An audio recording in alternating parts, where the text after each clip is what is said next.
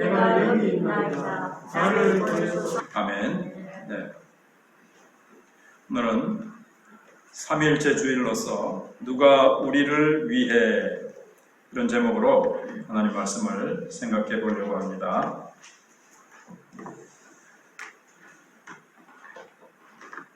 기독교에도 그렇고 다른 종교에도 이제 종교적인 체험이 있습니다. 종교적인 체험을 이야기할 때 두 종류가 있습니다. 하나는 자기 잠재의식 속에 쌓여있던 것이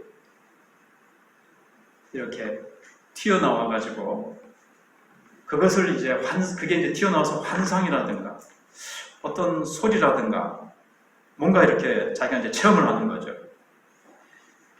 우리 인간 속에는 잠재의식이라는 거대한 이 정신적인 보이지 않는 거죠. 잠재의식, 무의식이라고도 얘기하는데 사실은 잠재의식이라는 말이 맞다고 전에 한번 말씀드렸습니다. 무의식은 의식이 없다는 뜻이잖아요. 근데 사실은 의식이 없는 게 아니고 잠재의식이에요. 우리가 꾸는 꿈도 다 잠재의식이거든요. 근데 이제 잠재의식 속에는 거대한 이것은 탱크와도 같습니다. 정신적인. 그 속에 사실은 우리가 어릴 때부터 만화 본 거, 친구랑 논 거, 오만 거 다 기억이 된답니다. 이 기억이라는 창고 속에. 그래가지고 이제 웬만한 거는 다 잠재의식이라는 탱크 속에 다 이제 들어가는 거죠. 뭐 창고 속에 옛날에 들어가 보면요. 헛간 같은 데 들어가 보면 뭐 별의별 거 다 있어요. 뭐 오그라진 거부터 시작해가지고 뭐 망가진 장난감부터 막 먼지도 쌓여있고 거미줄도 쳐져 있고 컴컴한데 보면은 오만 개 다 쌓여있는 것처럼 우리의 이 잠재의식 속에는 막 무질서하게 우리가 태어나면서부터 경험한 모든 것이 이 속에 다 저장이 되어 있습니다. 그러다가 어떤 자극에 의해서 뭔가가 이렇게 튀어나오는 거죠. 종교적으로는 금식을 한다거나 또 어떤 자극이 탁 주어졌을 때 이게 이제 탁 튀어나오는 거예요. 그래서 자기는 환상을 봤다.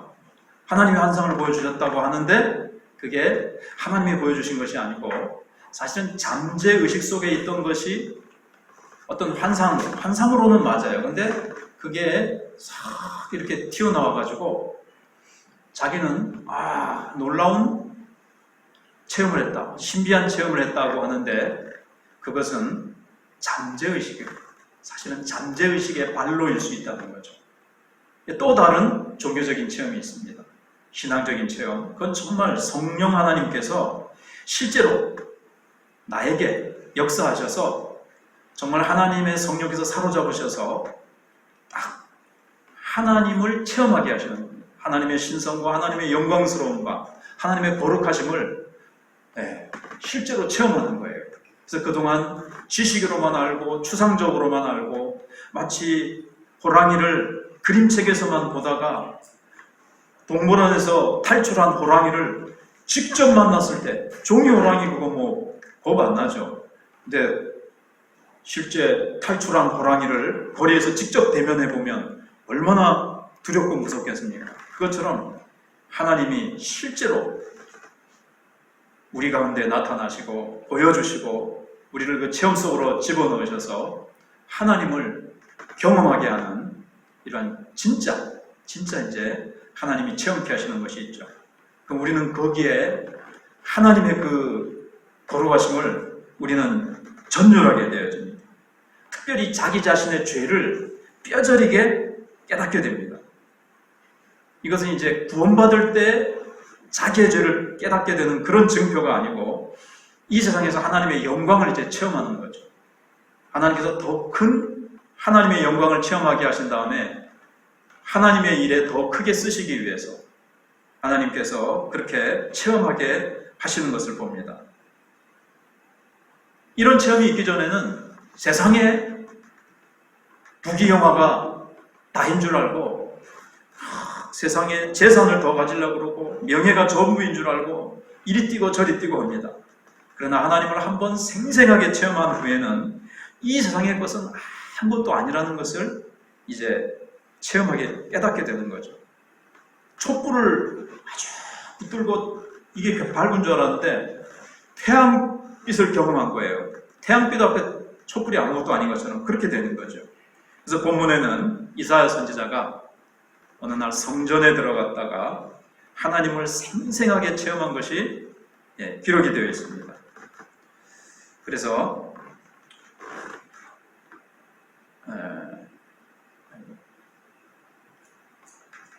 1절부터 다시 천천히 보면 될 것 같습니다. 우시야 왕이 죽던 해에 내가 본즉 주께서 높이 들린 보좌에 앉으셨는데 그의 옷자락은 성전에 가득하였고 하면서 1절부터 4절까지 이사야는 거룩하신 하나님을 이제 목격하게 되어집니다. 아마 이사야는 이 본문의 체험을 하기 전에도 설교를 했던 것 같아요. 이스라엘 백성들에게 선지자로서 하나님의 말씀을 이제 외쳤는데 그때까지는 이런 놀라운 체험을 하지 못한 것 같아요. 물론 여러분들은 볼 때 1장부터 선지자가 막 이사야 선지자가 말씀을 외치던데요. 이사야서는 사건의 그 시간적인 순서대로 배열한 게 아닙니다. 그 전에도 하나님의 말씀을 전하기는 전했는데 성령에 강하게 붙들린 상태가 아니고 상당히 어떤 좀 뭐라 그럴까요? 강한 성령의 역사로 전한 것이 아니고 자기의 힘으로 전했다 그럴까요? 그렇게 이제 좀 전했던 거죠. 근데 오늘 본문에 이 체험을 한 다음부터는 그는 정말 완전히 하나님의 사로잡혀 먹었고 말씀이 이사야를 사로잡아서 하나님이 이제 사용했던 것으로 생각이 됩니다. 이 성전에서의 체험은 이사야가 평생도록 힘이 되는 그런 체험이 된 겁니다. 그래서 너무 이제 막 체험 나는 체험이 없으니까 뭐 체험을 주시기 전까지는 하나님의 일을 못한다 뭐 이럴 필요는 없습니다만은 저도 1981년 가을에 울산 반석 기도원에서 참 하나님을 깊이 만난 체험이 있어요. 근데 그게 제가 신학교를 다니고 그다음에 목회를 하고 신앙생활을 하고 인생을 살아가다가 힘든 일을 만날 때 그게 이제 저에게 이제 힘이 돼요. 그때 그 하나님이 나를 만나주시고 그때 체험한 그 성령의 깨절을 사로잡아 주시고 하나님이 깊이 나를 만나주신 그것이 이제 참 저에게 평생에 이게 전부는 아니지만 힘이 됐던 거죠. 이사야도 그렇고 여러분 모세도 하나님을 참 이렇게 가시떨기 나무 가운데 불이 타는 거기서 하나님을 만나게 되어지죠. 아브라함도 하나님께서 본토 친척 아비 집을 떠나서 내가 지시하는 곳으로 가라 이런 하나님의 부르심을 받고 하나님의 음성을 듣는 하나님이 명령을 듣는 어떤 이런 소명이라고 하죠. 그런 체험을 하게 되어집니다. 그래서 하나님을 체험한 이 사람들이 끝까지 잘 달려갈 수 있었던 거죠. 자, 그러면은 이사야가 이런 놀라운 체험을 한 것은 언제입니까? 1절에 보니까 우시야 왕이 죽던 해에 그랬습니다. 우시야 왕이 죽던 해라 그랬는데 역사적인 이 연도로 보면 예수님 오시기 748년 전이었습니다. 근데 이제 우시야라는 왕은 이거는 꼭 기억 안 하셔도 되고요. 대충 한 예수님 오시기 700년쯤 전, 750년쯤 전이었다. 기억하실 분은 기억하시고 우시야는 50년이 넘게 유다 나라, 남쪽 유다 나라를 잘 통치했던 왕입니다. 아주 중요한 비중을 차지하고 있어요. 왜냐하면 솔로몬 시대에 나라가 좀 세상적으로 보면 좀 부흥을 했잖아요. 강성한 나라가 됐었습니다. 근데 그 뒤로 솔로몬이 죽고 나서 나라가 많이 남북으로 갈리고 기울어졌었잖아요. 그런데 다시 그것을 중흥시킨 사람이 누군가 하면 이제 이 우시야입니다. 그러니까 정치적으로, 군사적으로 아주 힘있게 나라를 잘 발전시킨 왕이에요. 근데 문제는 뭔가 하면 그러다 보니까 교만해져가지고 자기가 제사장들만이 분향할 수 있는 이 분향을 하다가 문둥병이 걸려가지고 별궁에 갇히게 되어지죠. 그리고 그 아들 요담이 이제 정치를 하게 되어지는데 요담은 아주 별로였어요. 그러니까는 백성들은 뭘 기대했을까요? 우시야 왕이 정치도 잘하고 군사력, 나라를 아주 힘있게 잘 중흥시키고 부흥시키고, 영적으로가 아니고 나라를 잘 먹고 잘 살게 했단 말이에요. 외적의 침입도 잘 물리치고, 나라의 평화를 잘 유지했습니다. 힘이 센 나라로 잘 했어요. 그러니까는 저 우시야 왕이 이제 문둥병에 걸려가지고 별궁에 갇혔지만 하나님께서 다윗을 불쌍히 여기셔서 다윗의 죄를 용서하시고 다시 왕위에 세우신 것과 같이 하나님이 저 우시야 왕을 용서해 주시고 긍휼을 베푸사 문둥병에서 고침받고 다시 나라를 다스리는 그런 때가 빨리 왔으면 좋겠다. 간절히 이제 기대하고 있었던 거예요. 하나님 나라에 대한 비전을 가지고 있었던 이 젊은 선지자 이사야도 사실 친척 관계거든요. 그 결국만 바라보고 있었던 겁니다.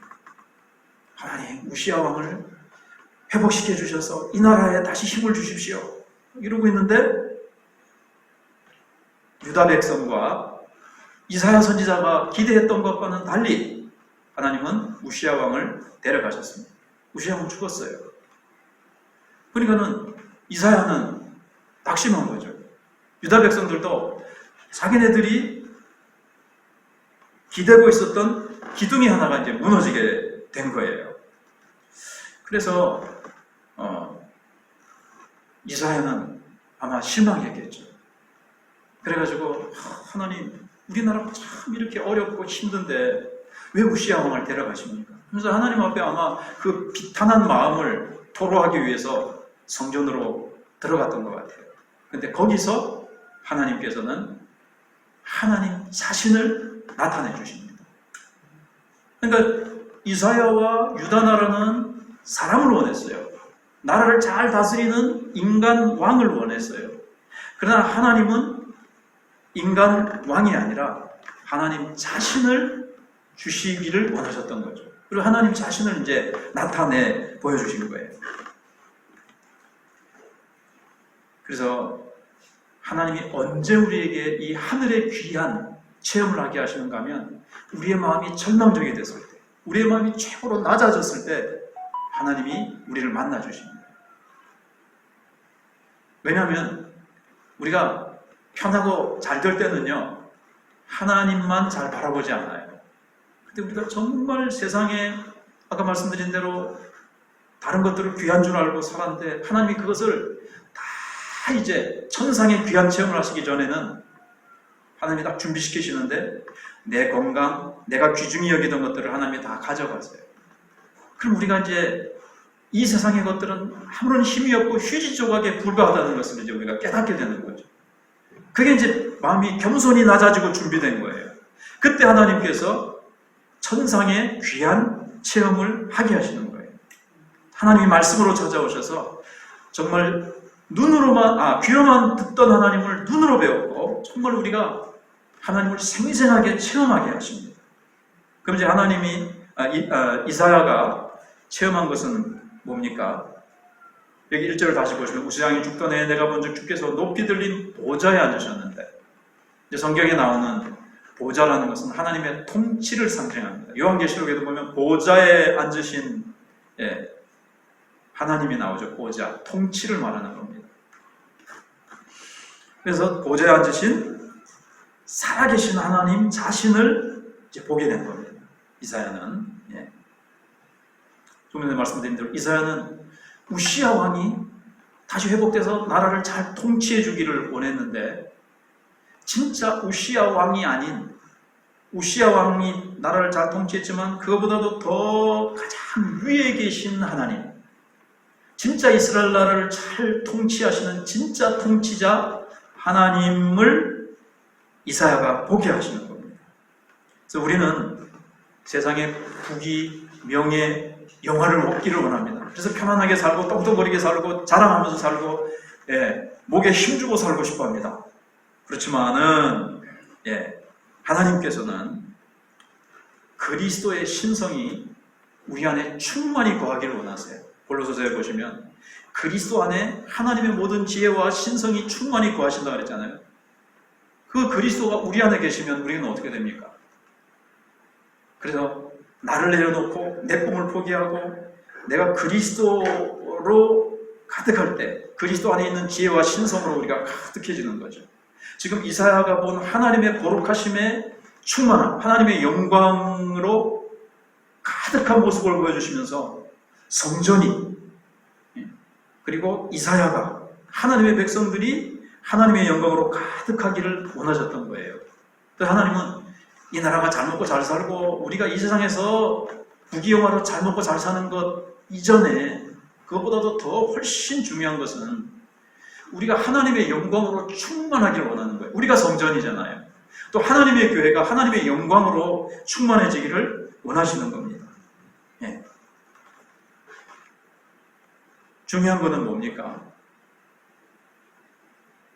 우리가 북한과의 관계, 미국과의 관계, 미국과 북한과의 관계, 중국과의 관계가 중요한 것이 아니라 하나님과의, 우리와의 관계가 중요합니다. 그걸 하나님 보여주시는 거예요. 우시아 왕이 통치를 잘하고 외교를 잘해가지고 나라가 평화를 인간의 힘, 외교의 힘으로 잘 유지하는 것이 아니라 온 세계 만민을 다스리시는, 만국을 다스리시는 하나님과의 관계가 잘 돼야 된다는 거죠. 이스라엘 백성은 그거예요. 예.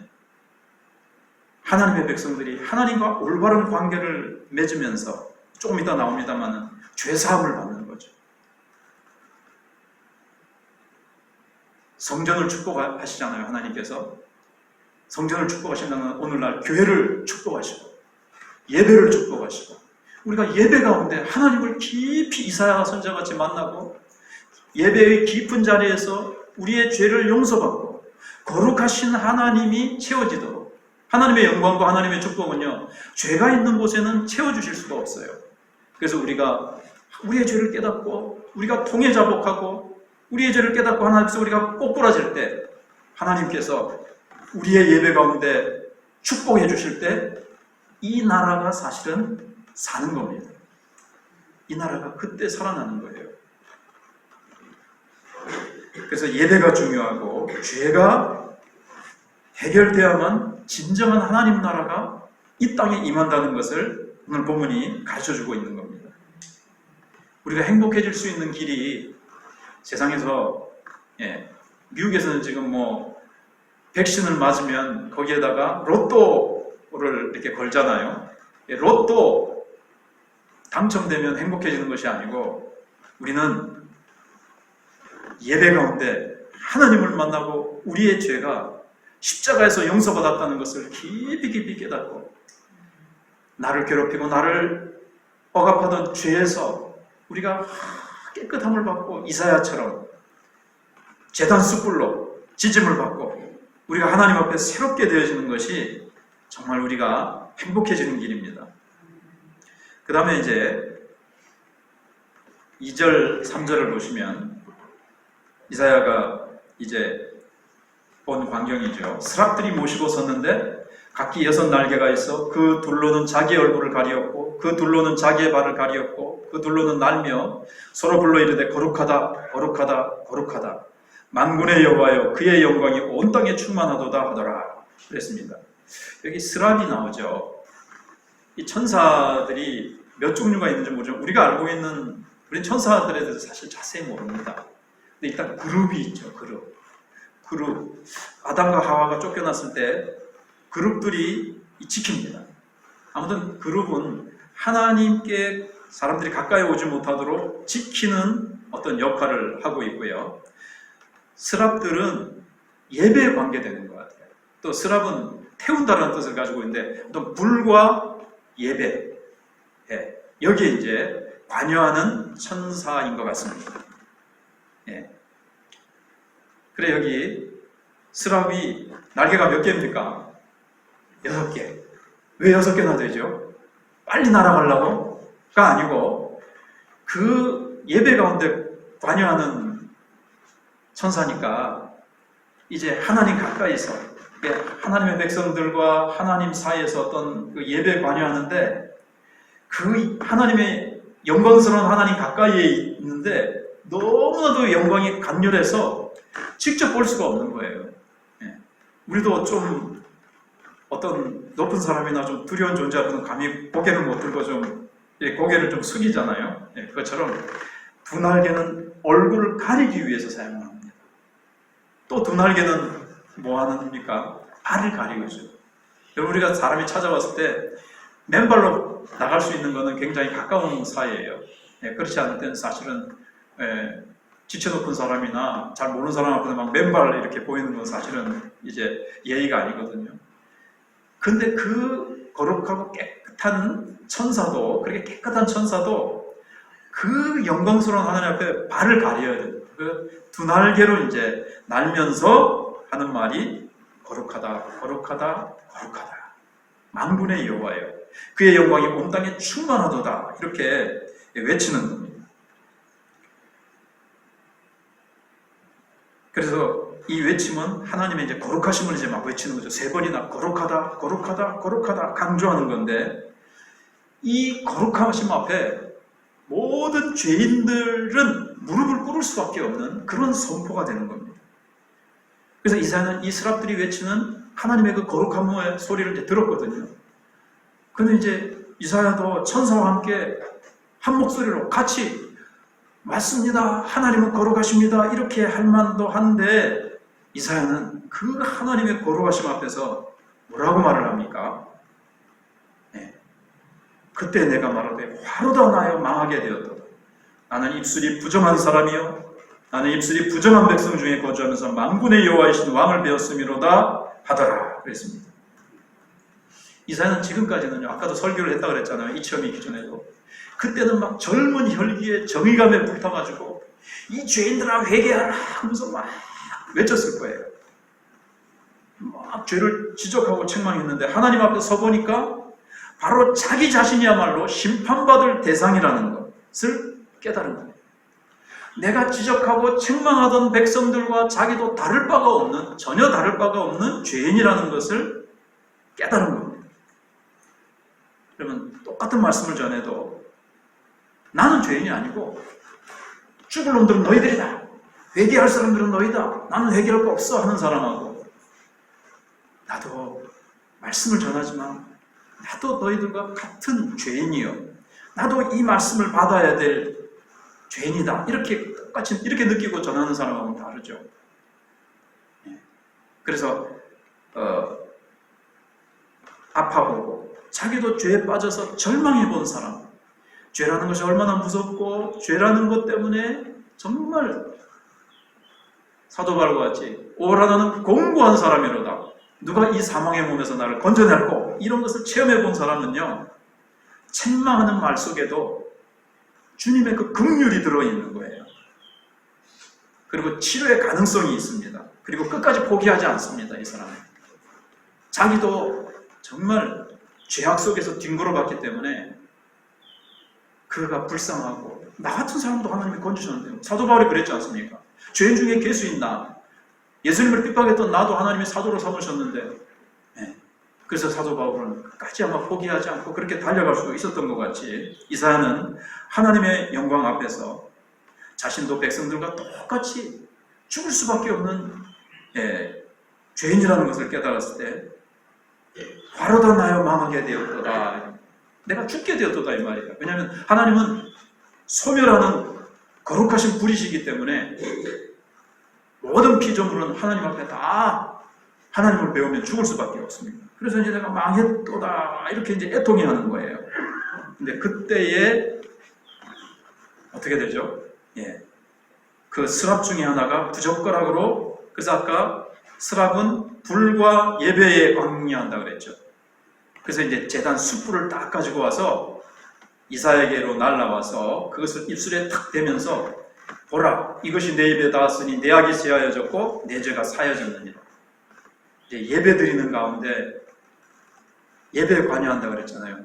하나님 앞에 예배 드릴 때 뭔가 죄를 막 토해놓을 때 어떤 다 설명할 수는 없지만, 하나님의 백성들이 그 죄를 토해놨을 때 하나님 앞에서 은혜 받을 수 있도록 뭔가 중간에서 하는 역할을 뭔가 하는 것 같아요. 그래서 우리는 여기서 뭘 배울 수가 있습니까? 하나님 앞에서 자신의 부정한 것을 깨닫고 인정하기만 하면 누구든지 다 용서받고 정결함을 받을 수 있다는 거예요. 우리가 살다가 죄 짓고 우리가 부정함을 깨닫지 못하고 잘난 맛으로 살다가도 예배 가운데 거룩하신 하나님을 경험하고 나도 똑같은 죄인이구나. 누구를 말하기 전에 하나님의 그 거룩하신 100% 순수한 그 거룩 앞에서 우리가 서면 내 더러움이 비춰지게 마련입니다. 깨달아지는 거죠. 그때 이 죄를 주님 앞에 인정하고 자복하고 내어놓으면 하나님은 스랍을 통해서든지 성령님을 통해서든지 내 죄를 청결하게 해주신다는 것을 보여줍니다. 참으로 중요한 것은 여러분, 내가 이 땅에서 돈 많이 모으고 내 삶이 좀 풍족해지고가 아니고 뭐가 중요합니까? 먼저 하나님을 만나는 게 중요합니다. 실제로 살아계신 하나님,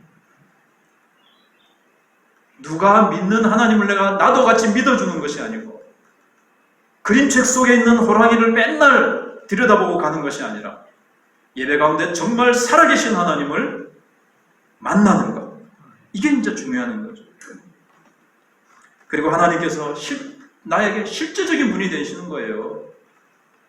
내 직장 생활 속에서 애들 키우는 그 가운데 간섭하시는 하나님, 내가 작은 어떤 일을 할 때, 내가 농사 지을 때 물 주면서 내가 키우는데 이상하게 잘 때도 뭘 하든지 실제적인 하나님, 이삭이 농사 지을 때 100배나 더 거두잖아요. 다른 사람들보다. 어떤 내 인생 속에 실제적인 분이 되시는, 그래서 하나님을 경험하면 그렇게 되는 거예요. 그게 이제 중요한 겁니다. 그래서 여러분, 이제 이사야가 거룩하게 되잖아요. 우리도 마찬가지예요. 예수님의 이제 구약시대 때니까는 이제 계단 숯불로 거룩하게 됐지만 우리는 예수님의 보혈로, 우리는 훨씬 더 놀라운, 물론 이사야도 깊이 보면 그런 거지만 예수님의 보혈로 우리가 거룩함을 받았습니다.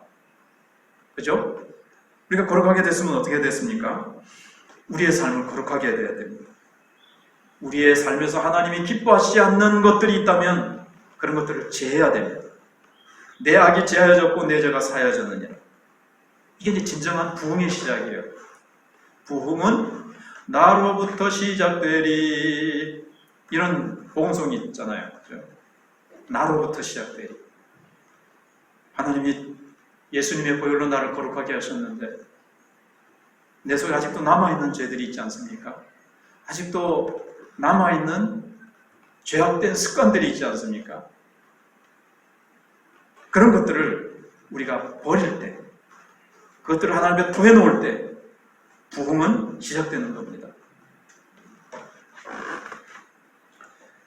그래서 우시아와 유다 백성들이 세상적인 강성대국을 원했지만 하나님은 우시아의 통치 대신에 성전을 축복하시고 예배가 회복되고 죄가 먼저 처리되어야 하나님의 나라가 이 땅에 가득하게 된다는 것을 보여주십니다.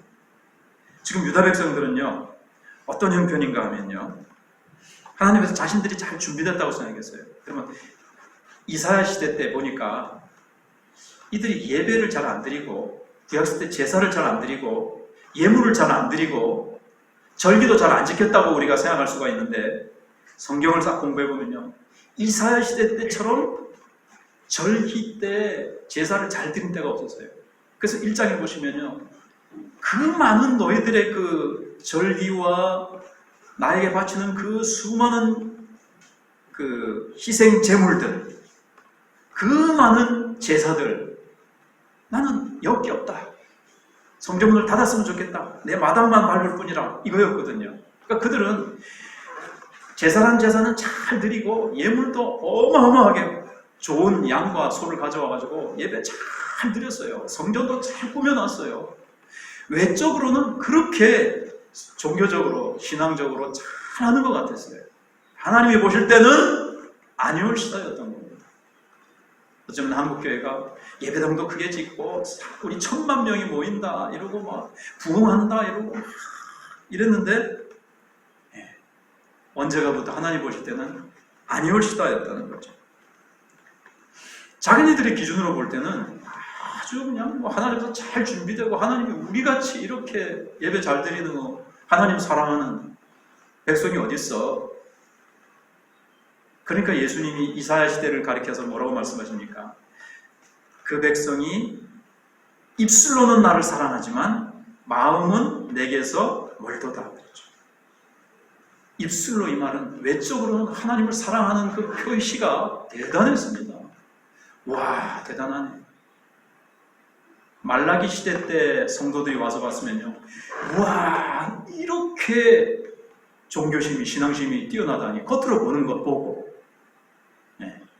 이사야 시대 성도들이 말라기 시대 때 예물 드리는 거 보면은 말라기 거기에 나오잖아요. 너희 총독에게 이걸 갖다 한번 봐라. 어? 너희 얼굴에 똥을 바를 것이다. 그 제물에. 막 이러면서 너무 형편없는 제사를 드렸던 거예요. 그거에 비하면 이사야 시대 때는 굉장했어요. 그러나 하나님 보실 때는 아닌 거예요. 하나님의 기준에서 볼 때는, 하나님의 그 거룩하심에 볼 때는 너무나도 그들은 아니었습니다. 아무도 하나님 앞에 인정받을 사람이 없고 아무도 구원받을 사람이 없었던 거예요. 그래서 하나님께서 탄식하시는 거예요. 그래서 8절에 이 백성들을 향해서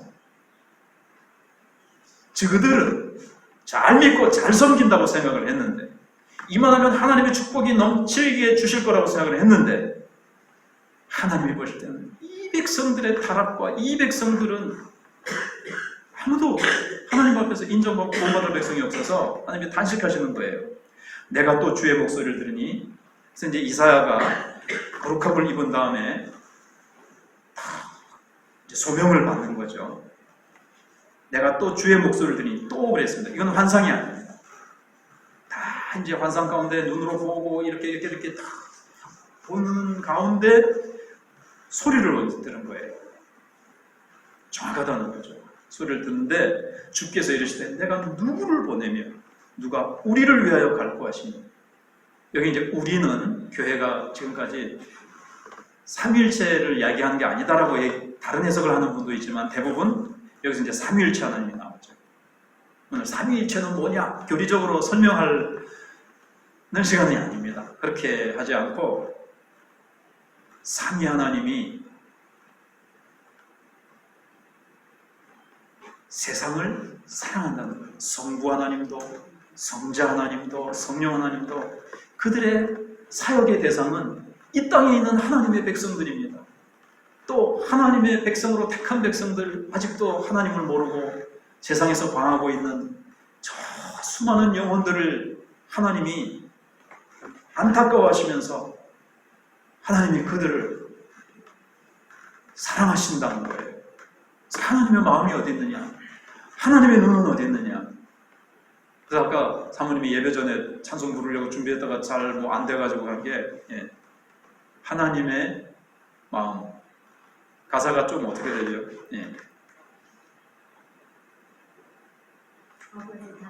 아버지 당신의 마음이 있는 곳에 나음의 마음이 있기를 원하옵니다. 아버지 당신의 예를 들면 손길이 있는 곳에 나의 손길도, 아버지 당신이 가시기 원하시는 그곳에 내가 거기에 가기 원합니다. 이걸 이제 이사야가 깨달은 거예요. 내가 누구를 보내면 누가 우리를 위하여 갈고, 저 유다 백성들, 타락한 백성들, 죄악 가운데 빠져있는 유다 백성들을 향해서 누가 갈고, 저들이 바로 서야 저들이 온 세계 만방을 향해서 제사장 나라의 사명을 감당하게 될 것인데, 하나님의 축복을 받고 성전이 하나님의 영광으로 가득하고 하나님의 백성들이 하나님의 영광으로 가득 차야 그 영광을 세상을 향해서 그 영광의 빛을 비추는, 그래서 올바른 성전의 역할을 감당해야 될 텐데, 그게 세상이 사는 길이죠. 우시아 왕이 통치 잘하고 외교 잘하고 정치 군사 잘한다고 세상이 사는 길이 아닙니다. 그래서 하나님께서는 탄식하고 계세요. 삼위 하나님은 하나님이 세상을 이처럼 사랑하사, 성부 하나님이 세상을 이처럼 사랑하시고, 예수님도 그 성부 하나님의 마음을 아시고, 예수님도 세상을 사랑하시고, 우리 한 사람 한 사람을 사랑하시고, 성령님도 우리를 사랑하십니다. 지난주에 배운 것처럼. 그래서 성령님께서 우리 가운데 오신 거예요. 그래서 이사야가 하나님의 마음을 알고 하나님의 마음을 이제 가슴에 이제 가지게 된 겁니다. 누가 우리를 향해서 갈고 탄식하는 주의 그 마음을 이제 듣고는 하나님의 뜻을 깨닫고는 주여 내가 여기 있사옵니다. 나를 보내소서 이렇게 되는 겁니다. 하나님의 뜻을 깨닫는 사람은요, 하나님의 그 뜻의 긴급성을 알게 되어져요. 오늘 새벽에도 그런 생각을 해봤는데요. 하나님의 긴급성. 그래서 나를 보내소서 합니다. 근데 이제 오늘 여기 참 깊은 의미가 있지만 생각할 것은요, 뭡니다. 근데 이제 오늘 8절까지만 읽었는데 그 뒤에 내용이 나오잖아요. 근데 하나님께서 이사야야, 너 정말 잘했다, 착하다. 너 가기로 했으니 너 잘 결정했다. 이런 말씀을 하시는 것이 아니고, 이사야야, 너 가기는 가는데 가서 말씀을 전하는데 9절 이하에 보시면요, 한번 9절을 보실까요? 여호와께서 이르시되 가서 이 백성에게 이르기를 너희가 듣기는 들어도 깨닫지 못할 것이요 보기는 보아도 알지 못하리라. 가서 이사야가 열심히 전하는데 하나님의 말씀을 이제 바르게 전하는 거예요. 지금까지는 내가 하나님의 뜻을 잘 몰라서 전하기는 전했는데 좀 하나님의 기쁜 뜻을 잘 몰랐어요. 이제는 알았다. 이제는 하나님의 바른 말씀을 전하면 회개할 거다 생각을 하고, 주님 내가 가겠습니다. 왜 내가 간다고 했을까요? 이제는 하나님의 마음도 뜻도 내가 가장 잘 알고 유다 백성들의 죄악과 유대 백성들의 실상을 내가 가장 잘 아니까 자기가 적합하다고 생각했던 것 같아요. 또 하나님의 마음을 알았으니까 이 불붙는 마음으로 사명감에 불타서 내가 가겠습니다 했는데, 그래서 자기가 가면 바른 하나님의 뜻을 가르쳐주면 회개하고 돌아올 줄 알았어요. 그랬을 것 같아요. 하나님은 아니다라는 거예요. 그래서 네가 아무리 바른 말씀을, 진리의 말씀을 은혜스럽게 기도 많이 해서 성령의 강력한 역사로 전해도 안 들을 거다. 뒤에 더 읽어보면요, 더 완악해질 거다. 네가 전하면 전할수록 더 하나님으로부터 멀어질 거다. 뭐 이런 말씀을 하시는 거예요. 네. 그러니 참 얼마나 안타깝습니까? 근데 보세요. 하나님은요, 그들이 완악하고 안 들을 거를 아시면 뭐하러 보냅니까? 가서 전해봤자 안 듣는데 뭐 아무런 열매도 없는데. 이사야 선지자 뭐하러 보냅니까? 이사야 선지자도 그래요 하나님? 그럼 저 안 갈랍니다. 그렇게 하지 않아요. 하나님도 안 듣는다고 하는데도 보내십니다. 이게 하나님의 사랑이에요. 하나님이 강권하시는 사랑. 하나님은 아세요. 인간이 미래를 내다보시고 안 믿고 안 받아들일 그 강박함, 그걸 아시면서도 하나님은 그래도 보내세요. 이 말씀을 듣고 회개할 기회를 주시고, 회개 안 할 걸 아시지만 그래도 전하세요. 그리고 누가 갈고 그래도 보내세요. 이 보내시는 하나님의 마음 아십니까? 여러분, 우리가 가서 아유 목사님, 하나님 가서요 이 마천교회 사람들, 마천교회가 아니지, 이 웅동, 아이고 이 지네 사람들 안 믿습니다. 안 믿어요. 내가 나가서 출근하는 사람들한테 막 전해도 안 믿습니다. 아이고 이 사람들은 안 됩니다. 근데 하나님은요, 그래도 우리가 전하기를 원하세요. 그건 안 믿어도 돼요. 그건 우리의 힘으로 되는 게 아니에요. 이사야가 깨닫는 게 구원은 하나님의 주권에 달려 있으며, 우리 전하면서 뭘 깨달았을까요? 나는 한 사람도 구원할 수 없구나. 그것은 하나님이 긍휼히 여기셔야 됩니다. 그래서 우리가 할 수 있는 게 뭡니까? 우리는 구원하는데 할 수 있는 게 아무것도 없어요. 기도할 뿐입니다. 기도할 뿐입니다. 하나님 불쌍히 여겨달라고. 하나님 불쌍히 여겨달라고. 그래서 기도 없이는 아무것도 할 수 없어요. 기도해서 하나님이 불쌍히 여겨주셔야 한 영혼이라도 돌아오는 것이지, 나는요 강박하지 않아서 돌아온 것 같아요. 하나님이 불쌍히 여기셨기 때문에 나도 마음이 부드러워지고 녹아서 돌아온 거예요. 이제 말씀을 맺으려고 합니다. 우리도 이사야나 유다 백성들과 같이 사람을 바라보며 정치적이고 군사적인 눈에 보이는 자들을 기대려고 하지 않습니까?